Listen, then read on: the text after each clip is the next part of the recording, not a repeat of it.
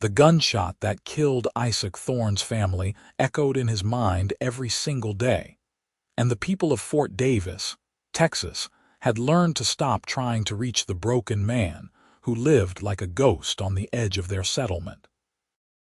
It was 1878, and the town had grown accustomed to seeing his tall, broad-shouldered figure ride in once a month for supplies, his dark eyes fixed straight ahead, his jaw set in a hard line that warned everyone away.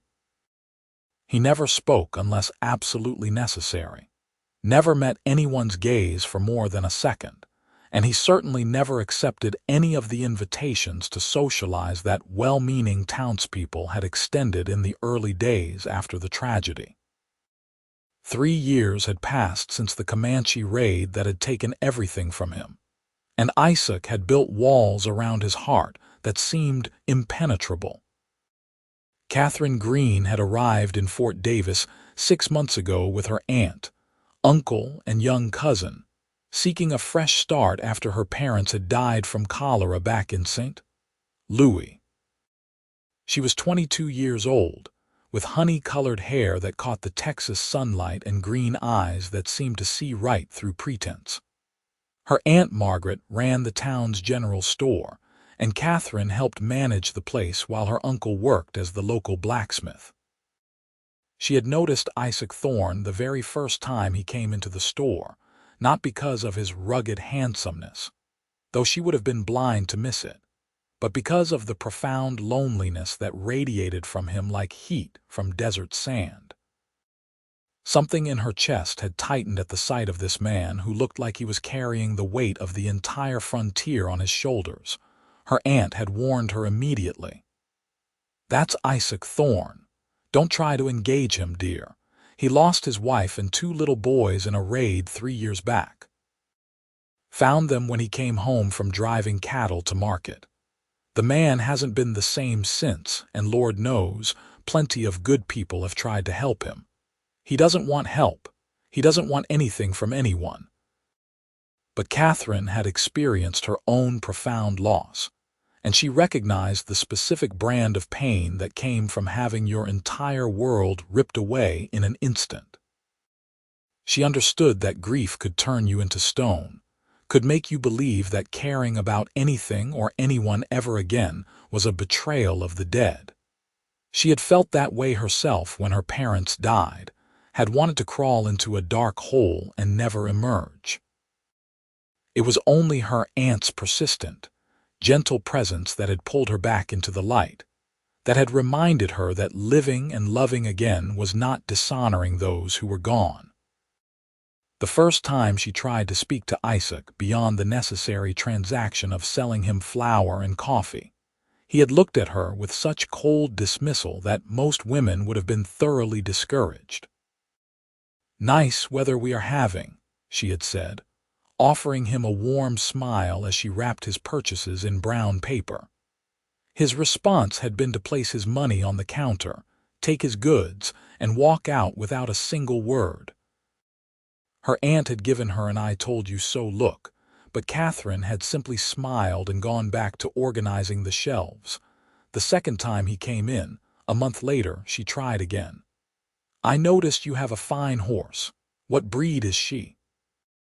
Isaac had paused, his hand on the door, and for a moment she thought he might actually answer.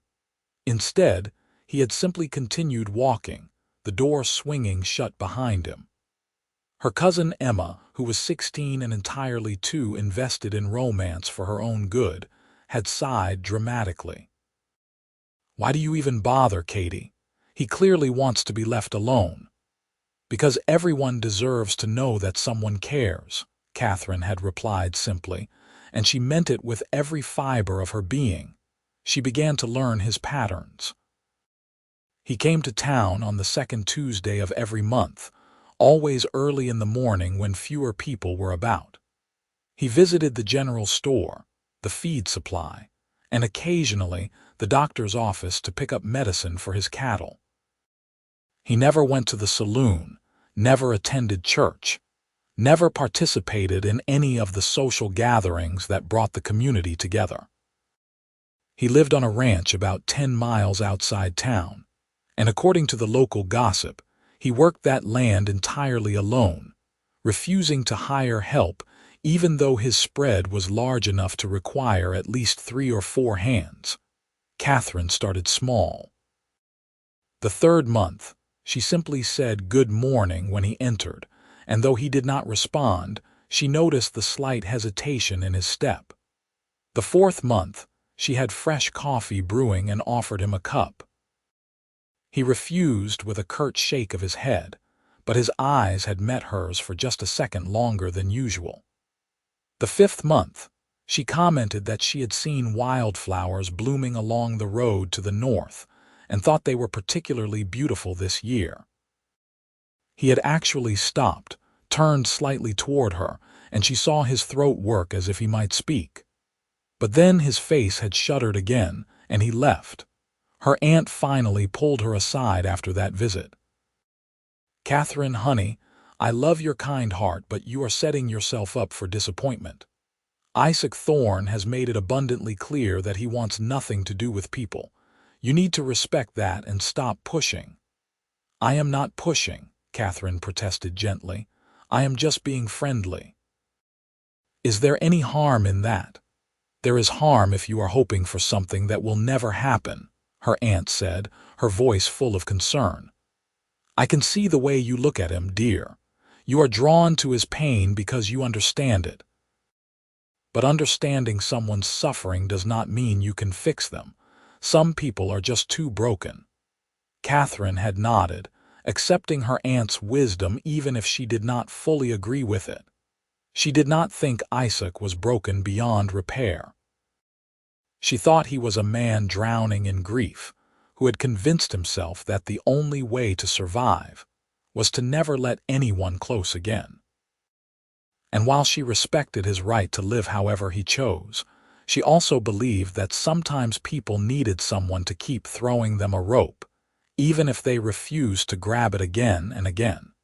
She started doing more than just talking. The sixth month, when Isaac came for his supplies, she added a small bag of peppermint sticks to his order. "No charge," she said when he frowned at them. "Everyone deserves a small treat now and then." He had stared at the candy for a long moment, and she saw something flicker across his face, some memory or emotion that cracked the stone facade. He left the peppermints on the counter and walked out, but the next day they were gone. Her aunt had shaken her head, smiling despite herself. "You are relentless. You know that." "I prefer to think of it as persistent," Katherine had replied with a grin. The seventh month brought a scorching heat wave that turned Fort Davis into an oven. Katherine was behind the counter, fanning herself with a folded newspaper when Isaac came in looking even more weathered than usual. His shirt was soaked with sweat, and there were dark circles under his eyes. Without thinking, she poured him a glass of cool water from the pitcher they kept in the back and brought it to him. "You look like you could use this," she said softly. For the first time, he did not refuse. He took the glass, their fingers brushing briefly, and drank the entire thing in long, grateful swallows. When he set the glass down, he looked at her, really looked at her, and said in a voice rough from disuse, "Thank you." Those 2 words hit Katherine like a thunderbolt. Her heart started racing, and she had to fight to keep her voice steady. "You are welcome. Any time." He had nodded once, then gone about collecting his supplies. But something had shifted. Some infinitesimal crack had appeared in his armor, and Katherine felt a surge of hope that she tried hard to keep in check. The 8th month, it rained, a rare and precious thing in West Texas. Katherine was watching the downpour through the store window when Isaac arrived, water dripping from his hat. "Quite a storm," she said, and this time when he met her eyes he nodded. It was not much, but it was acknowledgement, and it felt like victory. She pressed on carefully, not wanting to spook him. "I imagine your cattle are grateful for the rain." "They are," he said, and the sound of his voice, actually engaging in conversation, made her smile. "How many head do you have out there?" He paused, seeming to war with himself. Finally, he said, "Around 300. Could be more with help, but I manage." "That is impressive for one man," Katherine said genuinely. "You must work from sunup to sundown." "Keeps me busy," he replied, and there was something in his tone that suggested busy was exactly what he needed, that staying busy meant not thinking, not feeling, not remembering. "Still," Katherine said gently, "everyone needs rest sometimes, and company." His face had closed off again at that, and he finished his business quickly and left. But Katherine was not discouraged. He had spoken to her, really spoken, and that meant the walls were not as impenetrable as everyone thought. The 9th month, she decided to take a bigger risk. She had been baking bread that morning, and when Isaac came in, she wrapped up a still warm loaf and added it to his supplies. "I made too much," she said, which was a lie. "Would be a shame to let it go to waste." He looked at the bread, then at her, and she saw a flash of something in his dark eyes that might have been pain or gratitude or both. "You did not make too much," he said quietly. "Maybe not," Katherine admitted, her heart pounding, "but I wanted you to have it anyway." "Why?" The question came out almost harsh, but she heard the genuine confusion beneath it. "Why do you keep doing this? Everyone else gave up months ago." Katherine took a breath, knowing this was a crucial moment. "Because I know what it feels like to lose everything. I lost my parents last year. I know how grief can make you want to disappear, to never let anyone close because getting close means you can lose them. But I also know that shutting everyone out is not living. It is just surviving, and you deserve more than that." Isaac's jaw clenched, and for a moment she thought he might actually get angry. Instead, his voice came out low and strained. "You do not know anything about what I deserve." "Maybe not," Katherine said softly. "But I know you are a good man who has suffered a terrible tragedy, and I know that your wife and children would not want you to spend the rest of your life alone and miserable." She knew immediately that she had gone too far. His face went white, then red, and his hands clenched into fists at his sides. "You have no right to talk about them," he said, his voice shaking with barely controlled emotion. "You have no right to tell me what they would want." "You are right," Katherine said quickly, meaning it. "I am sorry. That was presumptuous and unfair. She took a breath, steadying herself. "I just hate seeing you in so much pain." "Then stop looking," Isaac said harshly, and he turned and walked out, leaving his supplies behind. Katherine stood there, her eyes burning with unshed tears, certain that she had just ruined whatever small progress she had made. Her aunt came out from the back room, having heard everything, and pulled her into a hug. "Oh, sweetie, maybe it is time to let this go." But Katherine could not let it go. Not now, when she had seen the raw emotion in Isaac's eyes, the pain that was still so fresh after 3 years that mentioning his family made him shake.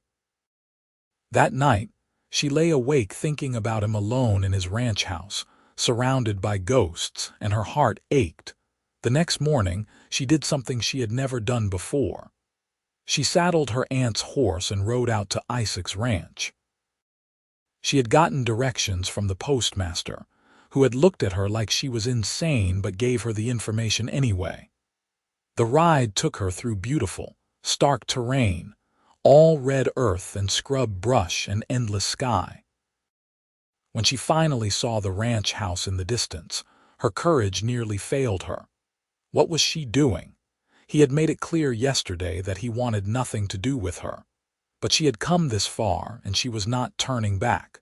The ranch was well maintained despite being worked by one man. The fences were sturdy, the barn was in good repair, and she could see cattle grazing in the distance.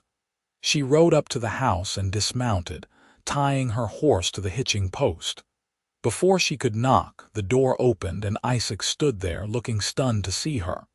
"What are you doing here?" he asked, but there was less anger in his voice than there had been yesterday. He sounded more tired than anything, like a man who had fought a long battle and was nearing the end of his strength. "I brought your supplies," Katherine said, gesturing to the saddlebags on her horse. "You left them at the store." Isaac closed his eyes briefly. "You did not need to do that. I would have come back for them." "I know," Katherine said, "but I wanted to. And I wanted to apologize in person for what I said yesterday. I had no right to speak about your family like I knew them or knew what they would want. That was wrong of me, and I am truly sorry." He stood there silent, and she could see the war playing out across his face. Finally, he stepped back from the door. "Come inside." "It is too hot to stand out in the sun." Katherine's heart leaped, but she kept her expression calm as she followed him into the house. The interior was sparse but clean. There was a table, a few chairs, a fireplace, and not much else. She noticed that there were no photographs on the walls, no personal items visible. It was like he had stripped the place of anything that might remind him of the life he had lost. Isaac gestured to a chair, and she sat. He poured 2 glasses of water from a pitcher and handed her one, then sat across from her, looking uncomfortable. "You should not have ridden out here alone," he said. "It is not safe." "I can handle myself," Katherine replied, "and it is the middle of the day." "Still," he said, and lapsed into silence. Katherine decided to take the direct approach. "I am not going to stop caring about you, Isaac. I know you want me to. I know it would be easier for you if I just left you alone like everyone else. But I cannot do that. You can be angry about it, you can ignore me, you can tell me to go away, but I am still going to care." Isaac looked at her, and for the first time she saw his careful control begin to crumble. "Why?" he asked, and his voice broke on the word. "Why would you waste your time on someone like me?" "Because you are not a waste of time," Katherine said fiercely. "You are a man who has been through hell and survived. You are strong and hardworking, and I can see that you were once kind, once open. That person is still in there, Isaac. I know he is." "He died with them," Isaac said, and there were tears in his eyes now. "I came home and found them, and everything that I was, everything I thought I would be, died that day. I do not know how to be anything else anymore." Katherine felt tears spill down her own cheeks. "Then maybe it is time to learn. Not to replace who you were or what you had, but to find out who you can be now. To honor them by living, really living, not just existing." Isaac put his face in his hands, and his shoulders shook with silent sobs. Without thinking, Katherine moved around the table and knelt beside him, placing her hand gently on his arm. He did not pull away. For a long moment, they stayed like that, and then suddenly he was reaching for her, pulling her into a desperate embrace, his face buried in her shoulder as he cried for the first time in 3 years. Katherine held him, her own tears flowing freely, and she whispered words of comfort that she hoped reached whatever part of him was still capable of healing. When the storm finally passed, Isaac pulled back, looking embarrassed and exhausted. "I am sorry," he said roughly, wiping his eyes. "I should not have done that." "There is nothing to apologize for," Katherine said firmly. "Grief is not something you just get over. It is something you carry, and sometimes it gets too heavy and you need to set it down for a moment. There is no shame in that." Isaac looked at her, and she saw wonder in his eyes, as if he could not quite believe she was real. "You should go," he said, but there was no force behind the words. "You should go before I start depending on you being here." "Would that be so terrible?" Katherine asked softly. "Yes," Isaac said, but he reached out and brushed a tear from her cheek with his thumb. "Because I do not know if I can survive losing someone again." "Then do not lose me," Katherine said. "Let me be your friend. Let me visit sometimes. Let me remind you that you are not alone." Isaac closed his eyes, struggling visibly. Finally, he nodded. "All right, but I cannot promise I will be good company." "I will take what I can get," Katherine said, and she meant it with all her heart. She visited the ranch twice more over the next month, bringing food and conversation. Isaac was awkward at first, clearly out of practice with human interaction, but gradually he began to relax. He showed her around the ranch, explaining his operation, and she was impressed by how much he managed on his own. She told him about her life in St. Louis, about her parents and how much she missed them, about how strange it felt to be starting over in such a different place. He listened intently, asking questions, and she could see him slowly coming back to life, like a plant that had been dying from lack of water finally getting rain. On her fourth visit, she brought a picnic lunch, and they sat together near a creek on his property, watching the cattle graze in the distance. "I used to do this with Sarah," Isaac said suddenly, his voice quiet. "Sit out here and just enjoy the land. She loved it out here. Said it was the most beautiful place she had ever seen." "She was right," Katherine said. "It is beautiful. She was from back east originally, Philadelphia. Her family thought she was crazy for marrying a cowboy and moving to Texas, but she never regretted it, not for a single day." Isaac's voice was thick with emotion, but he kept talking, and Katherine realized this was the first time he had spoken about his wife to anyone in years. "The boys, Daniel and James, they were only 4 and 6 when they died. Daniel wanted to be a rancher like me. James wanted to be a lawman. They were so full of life and noise and energy. The house used to ring with their laughter." "They sound wonderful," Katherine said, her heart aching for him. "I wish I could have met them." "They would have liked you," Isaac said, and he turned to look at her. "Sarah would have too.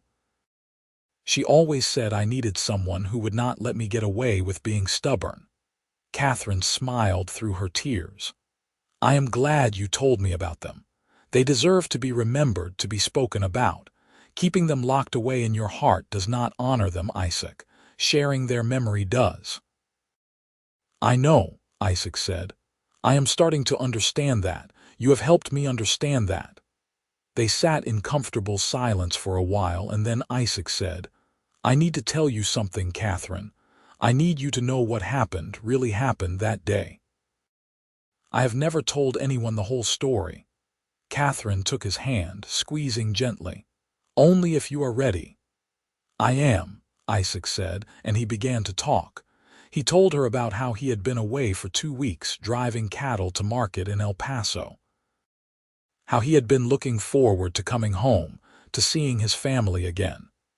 How he had ridden up to the house and known immediately that something was wrong because it was too quiet.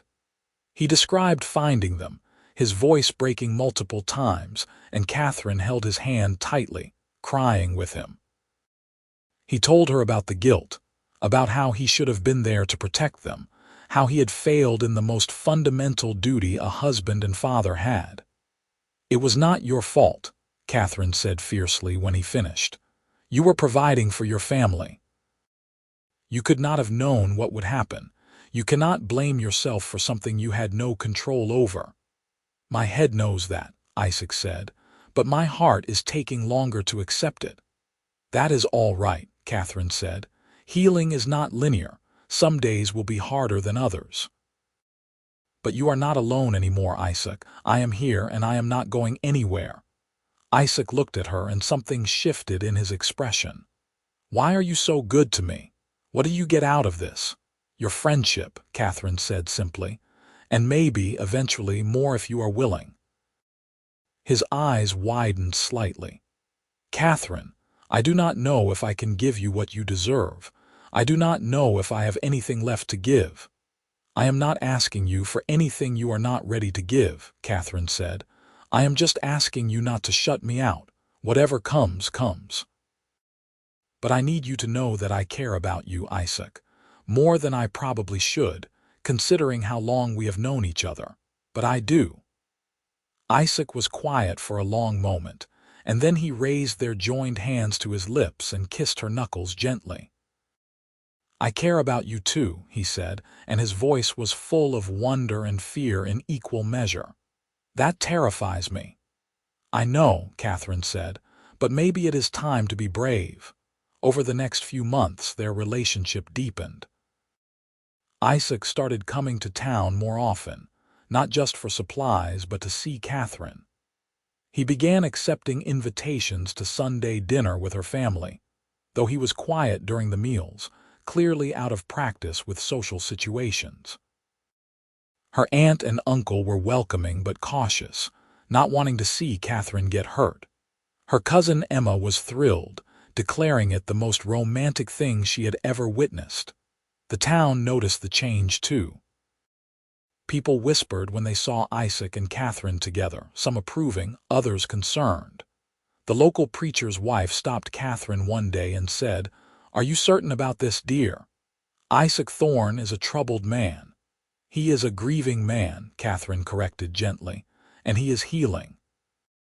"Everyone deserves a chance at happiness, do they not?" "Of course," the woman had said. "I just hope you know what you are getting into." Katherine did know, or at least she thought she did. She knew that Isaac would always carry the loss of his first family with him. She knew that there would be hard days, days when the grief overwhelmed him and he retreated into himself. She knew that loving him meant accepting all of that, meant being patient and understanding even when it was difficult. And she was willing, because she had seen the man beneath the pain, the good, kind, honorable man who was slowly finding his way back to the world. One evening, 6 months after that first visit to his ranch, Isaac took Katherine riding to a high point on his property where you could see for miles in every direction. The sun was setting, painting the sky in shades of orange and pink and purple, and it was so beautiful it made her chest ache. "I used to come up here when I needed to think," Isaac said. "After they died, I would ride up here and rage at God and the universe and anyone who would listen. I would ask why it had to happen, why them, why not me." "Did you ever get an answer?" Katherine asked softly. "No," Isaac said. "But I stopped asking. I realized that there is no answer that would make it all right, no reason that would justify it. Sometimes terrible things just happen, and all we can do is decide how we are going to live in the aftermath." "And how do you want to live?" Katherine asked.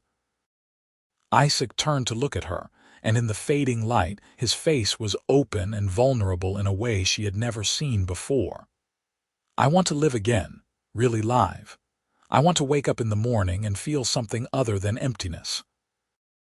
I want to build something new, not to replace what I lost, but to honor it by not giving up."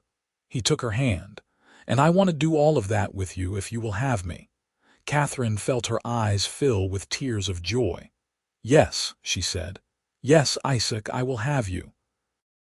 I have been waiting for you to ask." He kissed her then, and it was gentle and sweet and full of promise. When they pulled apart, both were smiling, and Katherine thought she had never seen him look so free, so unburdened. They were married 3 months later in a simple ceremony at the church in Fort Davis.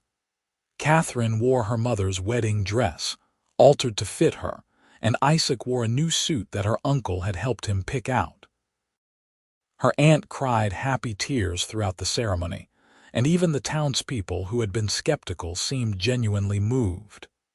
The preacher, who had baptized Isaac's sons years before, spoke about redemption and second chances, and the power of love to heal even the deepest wounds. After the ceremony, there was a small reception at the general store, which had been decorated with flowers and ribbons. People brought food and well wishes, and Isaac, though clearly overwhelmed, accepted their congratulations with grace. Katherine saw him speaking to Mrs. Henderson, an elderly widow who had lost her husband to illness years before, and when she joined them, Mrs. Henderson was saying, "You honor their memory by living, Isaac, by being happy. Never forget that." "Thank you," Isaac had said, and he meant it. That night, They returned to the ranch house together, and Isaac carried Katherine over the threshold in the traditional way. Once inside, he set her down gently and said, "I want you to make this place your own. Change anything you want. Add anything that will make you happy. This is your home now." Katherine looked around at the sparse interior and said, "I want to add photographs, pictures of us, of our life together. And maybe pictures of Sarah and the boys too, if you are willing. They were part of your life, part of who you are, and I do not want you to feel like you have to hide them away." Isaac's eyes filled with tears, and he pulled her into a tight embrace. "How did I get so lucky to find you?" he whispered. "I think it was the other way around," Katherine said, smiling. "I found you, remember, and I did not give up." "Thank God you did not," Isaac said, and he kissed her with a passion that took her breath away. Their first year of marriage was full of adjustments and discoveries. Katherine learned the rhythms of ranch life, helping with the cattle when she could and managing the household. She turned the stark, empty house into a warm home, adding curtains and rugs and all the small touches that made a place feel lived in. She hung photographs on the walls, including a treasured picture of Sarah and the boys that Isaac had kept hidden away in a trunk. When she showed him the photo in its new frame on the mantel, he had cried, but they were healing tears. Isaac, for his part, learned how to let someone in again, how to share his life and his thoughts and his feelings. It was not always easy. There were days when the grief hit him hard, when he would retreat into himself, and Katherine had to be patient, had to give him space while also reminding him that she was there. But those days became less frequent as time went on, and there were far more days filled with laughter and love and the simple joy of being together. They hired 2 ranch hands to help with the work, and the ranch began to prosper in a way it had not in years. Isaac threw himself into expanding the operation, and Katherine could see that having purpose beyond just survival was good for him. He started attending town council meetings again, reconnecting with the community he had shut out for so long. People remarked on the change in him, on how he smiled now, how he seemed present in a way he had not been since the tragedy. 14 months into their marriage, Katherine discovered she was pregnant. She was nervous about telling Isaac, worried about how he might react given that he had lost children before. But when she finally shared the news one evening over dinner, his reaction was one of pure, unfiltered joy. He swept her into his arms, laughing and crying at the same time, and he said, "Thank you. Thank you for giving me this, for giving us this." "Are you not afraid?" Katherine asked, because she was terrified and she needed to know if he felt the same. "I am," Isaac admitted. "But I am more grateful than afraid. This is a gift, Katherine, a chance to be a father again, and this time I will be here to protect you both. I promise you that." The pregnancy was healthy, and Katherine bloomed under Isaac's attentive care. He treated her like she was made of glass, constantly worrying about her, until she finally had to tell him to relax because she was not going to break. The townspeople were excited for them, and her aunt threw a small party to celebrate.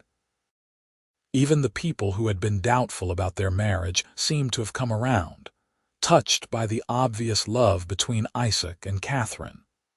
On a warm spring evening in 1880, Katherine gave birth to a healthy baby boy.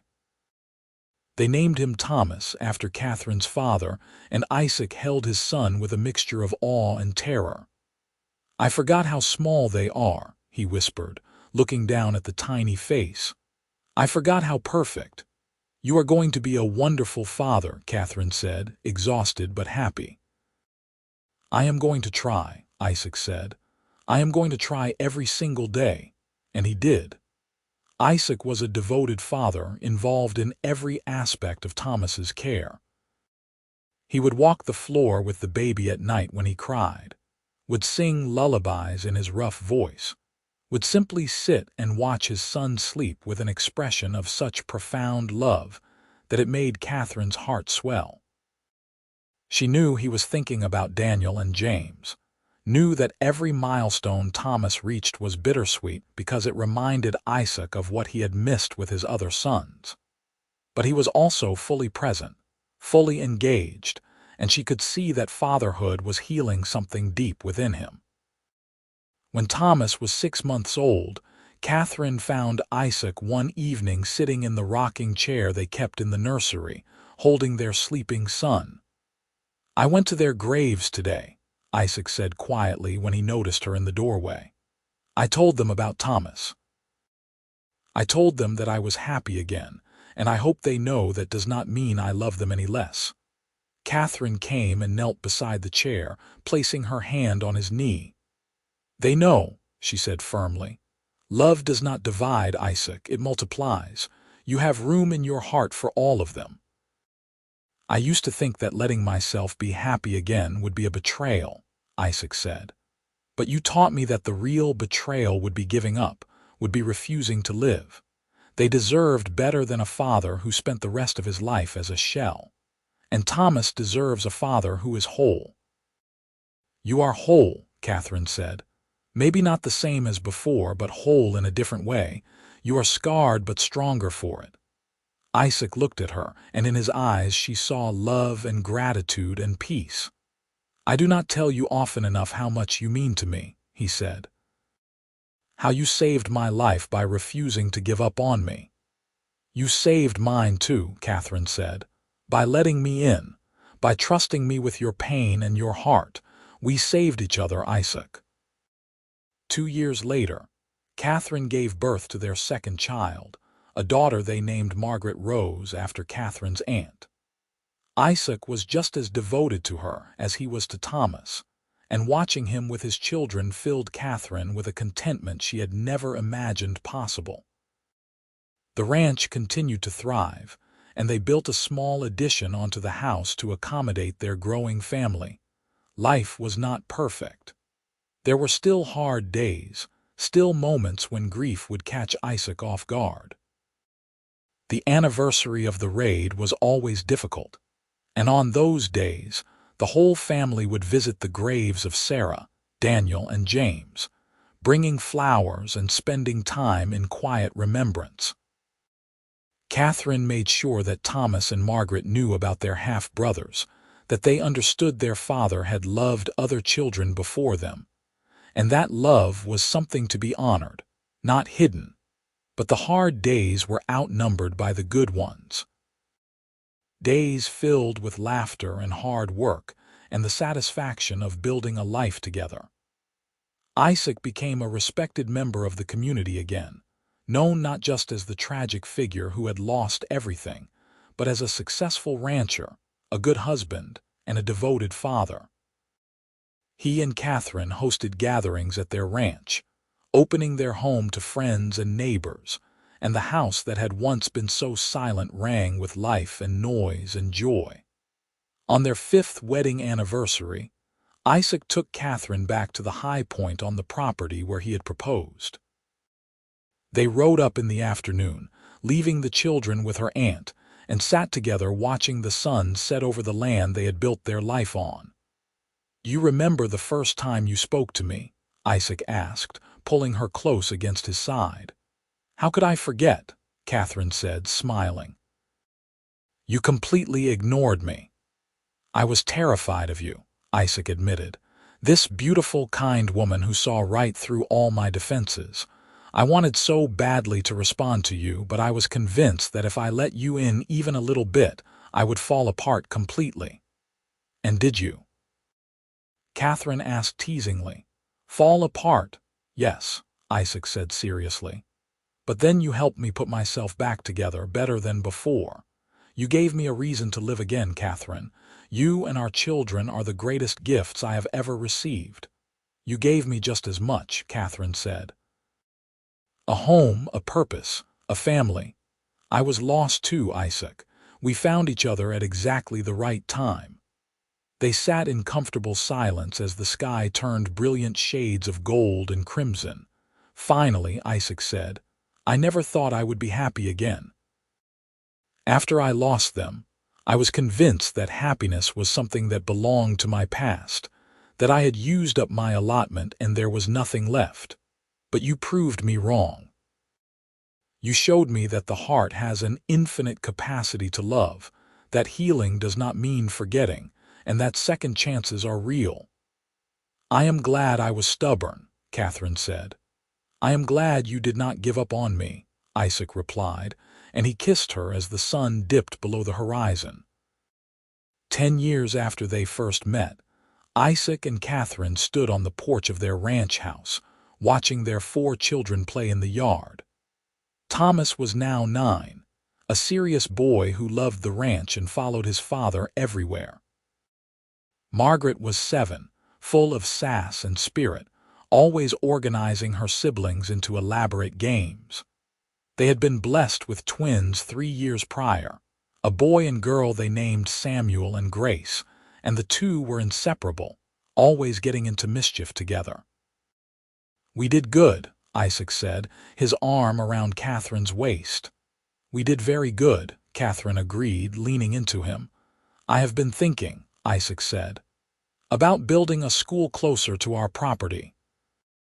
There are a lot of families out this way now, and it is hard for the children to get to town for their education.